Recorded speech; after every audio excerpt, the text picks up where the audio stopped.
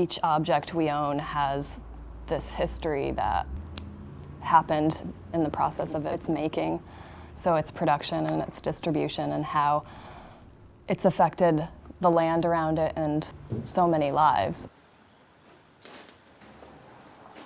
So I'm thinking about that a lot with these things. Why do I own them? How did they get into my life?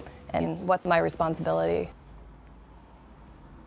Seeing your objects one at a time doesn't have the same impact as putting them all together, and I think that the denser the objects are in this case, more of an ability there is to tell that story about each of those things or about them as a whole.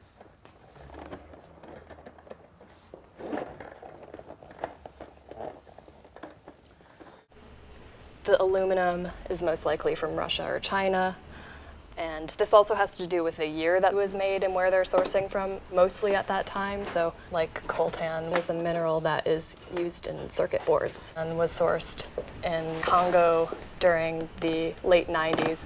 So if you bought an electronics product in the late 90s or early 2000s, you're most likely buying it with coltan that essentially helps start a war. There are 7 steps in a supply chain that are never accounted for. I was researching the journey that an object takes before it enters my life, and the Port of New York, New Jersey is the largest port on the East Coast of the United States and supplies most of the goods that I own. I came across several articles about the Bayonne Bridge and about basically not being able to get these new barges through. So right now, the largest ships that they can allow in have to wait until it's low tide and the wind has to be blowing a certain way, basically, for them to access those ports. So it's a big pain.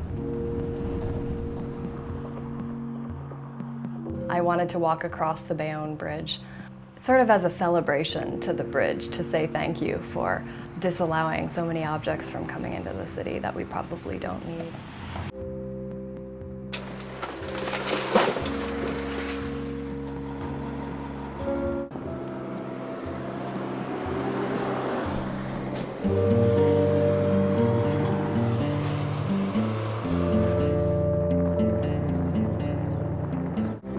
The more I talk about it, the more apparent it is that it's not so much of a personal exploration anymore, although it started that way.